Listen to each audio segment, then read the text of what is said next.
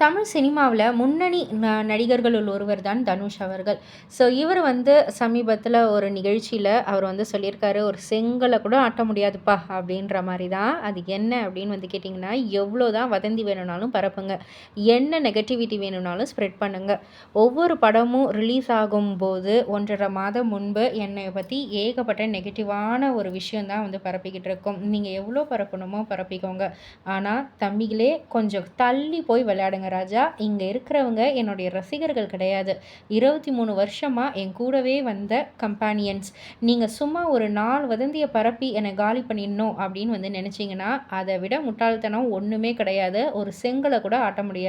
அப்படின்ற மாரி தனுஷ் வந்து ரொம்பவே கான்ஃபிடென்ட்டா வந்து பேசியிருக்காரு. ஸோ, இப்ப இந்த ஒரு டாக் வந்து சோஷியல் மீடியால ரொம்பவே வைரலா ஸ்ப்ரெட் ஆயிட்டு இருக்கு. அண்ட் தனுஷ் ரசிகர்கள் எல்லாருமே ஒரு மிகப்பெரிய ஆதரவும் குடுத்துக்கிட்டு இருக்காங்க. இன்னமும் எங்களுடைய சப்போர்ட் உங்களுக்கு தான்டா அப்படின்ற மாரி தனுஷோடைய ஒரு டாக்குக்கு வந்து ஏகப்பட்ட சப்போர்ட்ஸ் அண்ட் லைக்ஸ் வந்துட்டுருக்கு. இத பத்தி நீங்க என்ன நினைக்கிறீங்க? உங்களுடைய கருத்து என்ன? அப்படின்றத கீழ உள்ள கமெண்ட் பாக்ஸ்ல குறிப்பிட்டு சொல்லுங்க.